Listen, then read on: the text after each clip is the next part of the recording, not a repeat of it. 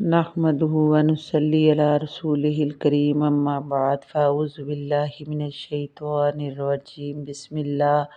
الرحمن الرحیم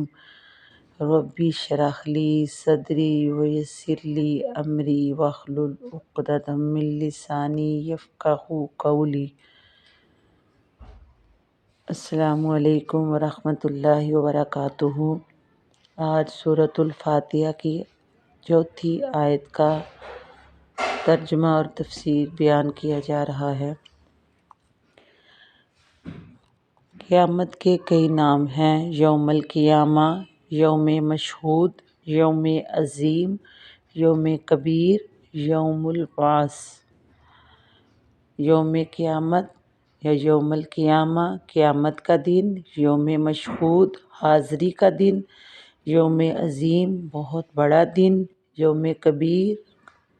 اس کا مطلب بھی بہت بڑا دن،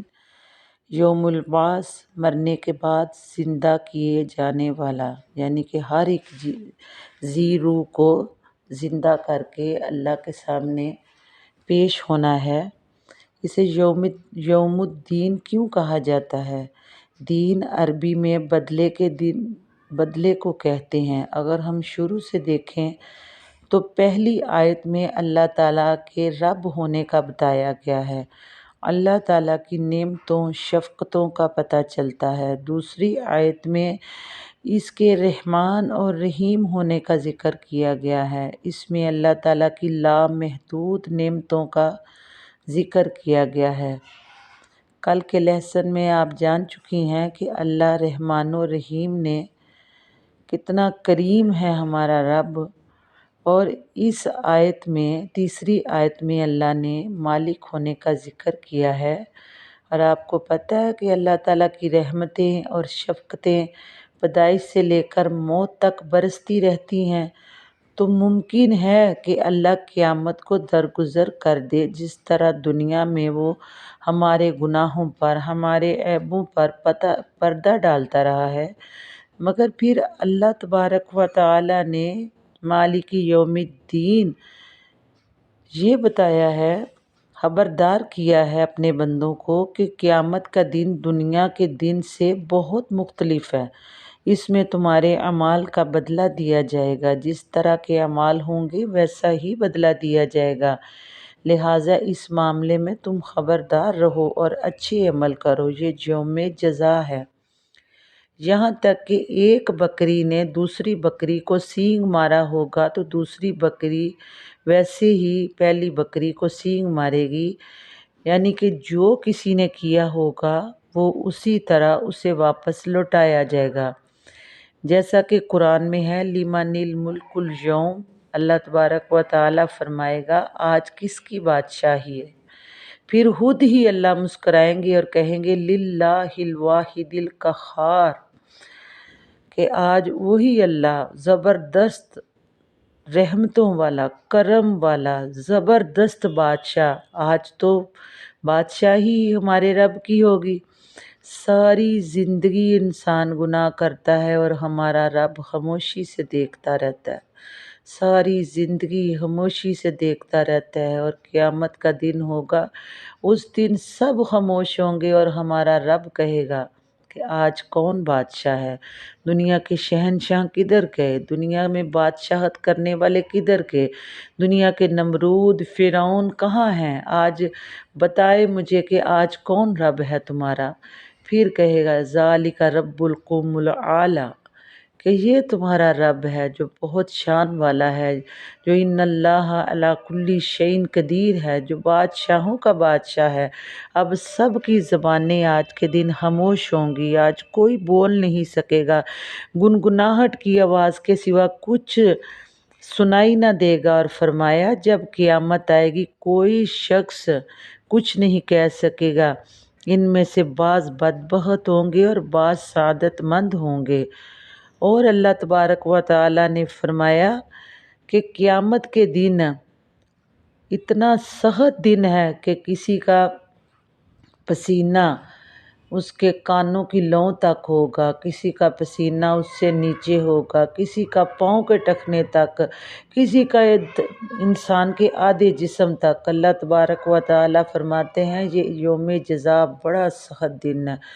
اس میں انسان کو یہ سوچنا چاہیے کہ انسان تو کیا عمل کر کے آیا، تو اس اتنے دن کے لیے، اتنی سی عمر کے لیے تو نے کون سی تیاری کی، تم نے کیا کیا ساری عمر؟ کیا تم نے فضول کاموں میں زندگی بسر کر دی؟ سارا دن ہم دیکھیں نا کہ 24 گھنٹوں میں ہم 8 گھنٹے تو سو جاتے ہیں، اور اس کے بعد 8 گھنٹوں میں ہم 1 1.5 چلے زیادہ سے زیادہ لگا لیں، جس کی نماز زیادہ اچھی ہے 2 گھنٹے میں 5 نمازیں پڑھ لیتا ہے، اس کے 10 گھنٹے گزر گئے، اس کے بعد کتنے گھنٹے رہ گئے؟ 14 گھنٹے۔ 14 گھنٹوں میں کتنا وقت نماز کو لگایا، کتنا وقت حدیث کو لگایا، کتنا وقت گھر کے کاموں میں لگایا، اور کتنا وقت ادھر ادھر فضول کاموں میں ضائع کیا۔ تو اے بندے، تو ساری زندگی سوچ کے تم نے کیا کام کیا اور کون سا کام تم نے نہیں کیا۔ ہم اللہ کو ٹائم دینے کے لیے ہمارے پاس ٹائم نہیں ہوتا، تو اللہ تبارک و تعالیٰ نے فرمایا یوم الدین، مخلوق کا حساب یعنی قیامت کا دن ہے جس میں تیرے اعمال کا بدلہ دیا جائے گا۔ ہاں، اگر رب کسی کی برائی سے درگزر کر دے تو یہ اس کا فیصلہ ہے، کوئی اس کے فیصلے میں بول نہیں سکتا۔ حقیقی مالک ہے اللہ، هو الذی لا الہ الا هو الملک، وہی اللہ ہے، اس کے سوا کوئی معبود نہیں، اور وہی بادشاہ ہے۔ ابو ہریرہ کی ایک حدیث ہے، بدترین اللہ کے نزدیک وہ شخص ہے جو شہنشاہ کہلائے، اور اللہ کے سوا کوئی بھی شہنشاہ نہیں ہے۔ حدیث میں آتا ہے اللہ تبارک و تعالی زمین کو اپنے قبضے میں لے لے گا، آسمان اس کے دائیں ہاتھ میں لپیٹے ہوں گے، پھر وہ فرمائے گا کہاں گئے زمین کے بادشاہ، کہاں گئے تکبر کرنے والے؟ قرآن عظیم میں آج بھی بادشاہت کس کی ہے؟ فقط اللہ رب العزت کی۔ تو حدیث میں آتا ہے دانا ہے وہ شخص، یعنی عقل مند ہے وہ شخص جو اپنے نفس سے خود بدلہ لے اور موت کے بعد کام آنے والے اعمال کرے، یعنی اپنے نفس سے خود حساب لے، جیسے کہ حضرت عمر فاروق کا قول ہے کہ تم خود اپنی جانوں سے حساب لو اس سے پہلے کہ تمہارا حساب لیا جائے، اپنے اعمال کا خود وزن کرو اس سے پہلے کہ تمہارے اعمال ترازو میں تولے جائیں، اور اس بڑی پیشی کے لیے تیار ہو جاؤ جب اس دن خدا کے سامنے پیش کیے جاؤ گے جس پر تمہارا کوئی عمل پوشیدہ نہیں رہے گا، جیسے کہ خود اللہ تبارک و تعالیٰ نے فرمایا جس دن تم پیش کیے جاؤ گے کچھ بھی چھپا نہیں رہے گا۔ تو اللہ تبارک و تعالیٰ فرماتے ہیں کہ انسان کو جب اللہ نے پیدا کیا تو اللہ نے کتنا خوبصورت بنایا انسان کو۔ سب سے پہلی فاتحہ کی آیت میں بتایا گیا کہ اللہ تبارک و تعالی حقیقی بادشاہ ہے،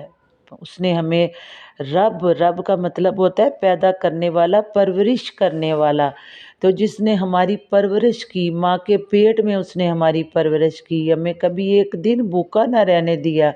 انسان تو اپنی پیدائش کو دیکھ، ایک دن تیری خوراک میں کمی نہیں آئی،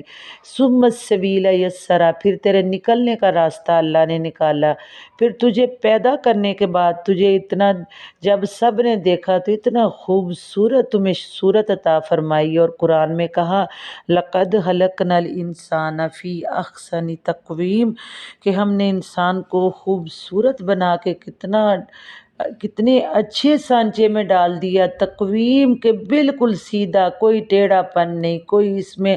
جسم میں کوئی جھول نہیں ہے، کوئی ادھر سے لٹکا ہوا نہیں ہے، کسی چیز کی کمی نہیں ہے، ہر چیز میں بنانے میں پرفیکٹ ہے، کوئی چیز کسی کی ادھوری نہیں ہے۔ اور جب بنا دیا تو پھر میرے اللہ نے کہا کہ این تذہبون، ہے میرے بندے تم کدھر بھاگے جاتے ہو، جب کہ میں تمہارا رب اتنی محبتیں کرنے والا، اتنی شفقت کرنے والا، میں نے تمہیں اتنا خوبصورت بنایا۔ تو پھر ایمان، امید اور خوف اللہ ہمیں دلا رہا ہے کہ ایمان کرو،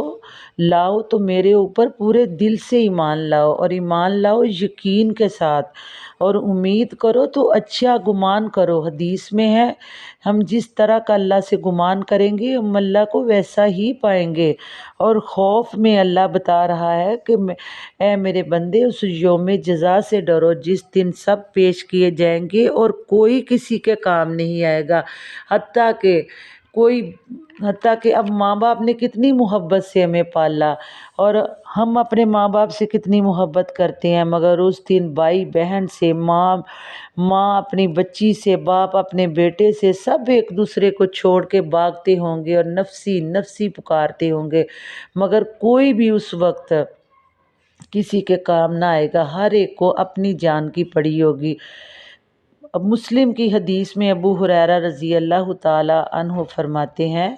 رسول اللہ صلی اللہ علیہ وسلم نے فرمایا کیا تم جانتے ہو کہ مفلس کون ہے؟ صحابہ نے عرض کی یا رسول اللہ صلی اللہ علیہ وسلم ہمارے نزدیک مفلس شخص وہ ہے جس کے پاس نہ درہم ہو اور نہ دنیا کا سامان، یعنی کہ اس کے پاس کوئی روپیہ پیسہ نہ ہو، کچھ بھی اس کے پاس مال و اسباب نہ ہو، ہمارے نزدیک وہ مفلس ہے۔ آپ صلی اللہ علیہ وسلم نے فرمایا میری امت کا مفلس وہ شخص ہوگا جو قیامت کے دن بہت سی نمازیں، روزے، زکوٰۃ اور دوسری مقبول عبادتیں یعنی کہ بڑے دل سے کی ہوئی عبادتیں کی ہوں گی لے کر آئے گا، مگر اس حال میں ہوگا کہ اس نے کسی کو گالی دی ہوگی، کسی پر تہمت لگائی ہوگی، کسی کا مال کھایا ہوگا، کسی کا خون بہایا ہوگا، کسی کو مارا پیٹا ہوگا، تو اس کی نیکیوں کو اس شخص کے جس سے اس نے گالی دی ہوگی اس کی نیکیاں اس کے پاس چلی جائیں گی، اور جس پر تہمت لگائی ہوگی پھر اس کی نیکیاں، اس کی نمازیں، اس کے حج اس کے پاس چلے جائیں گے، جس کا مال کھایا ہوگا پھر وہ جو اس نے نیکیاں کی ہوں گی پھر وہ اسی کے حساب میں چلی جائیں گی، اور کسی کا خون بہایا ہوگا یا مارا پیٹا ہوگا ساری کی ساری نیکیاں ان لوگوں کے پاس چلی جائیں گی اور وہ حالی کا حالی رہ جائے گا۔ پھر اللہ تبارک و تعالی فرمائیں گے کہ ڈال دو اس کو جہنم میں، اور اس کو جہنم میں پھینک دیا جائے گا۔ مفلس تو وہ شخص ہوا نا کہ ساری زندگی کی نمازیں، ساری زندگی کی عبادتیں اس کے کسی کام نہ آئیں، کیونکہ اگر ہم اپنی زبان کو اپنے قابو میں رکھیں یا ہم اپنی آنکھوں کو، اپنے ہاتھوں کو اور اپنے قابو میں رکھیں تو اللہ تبارک و تعالیٰ کہتے ہیں پھر شاید کوئی معافی کی صورت اللہ چاہے تو ہو سکتی ہے، نہیں تو کل بھی میں نے بتایا تھا آپ کو کہ آنکھ کا اشارہ کتنا چھوٹا اشارہ ہے، اس اشارے پر بھی پکڑ ہوگی۔ تو اللہ تبارک و تعالیٰ فرماتے ہیں بندے نبی عبادی انی، میرے بندوں کو خبر دے دو کہ میں بخشنے والا بھی ہوں، میں مہربان بھی ہوں، مگر یہ بھی انہیں بتا دو کہ میرا عذاب بھی بڑا سخت ہے، میں عذاب دینے والوں کو ان کی حرکتوں کی وجہ سے، ان کے شرک کی وجہ سے، ان کے گناہ کی وجہ سے، ان کی تہمتوں کی وجہ سے اور میرے نبیوں کو جھٹلانے کی وجہ سے، میرے نبیوں کو قتل کرنے کی وجہ سے جس کے اعمال ہوں گے ویسا ہی ان کو بدلہ دیا جائے گا۔ وَمَا عَلَيْنَا إِلَّا الْبَلَاغُ الْمُبِينُ۔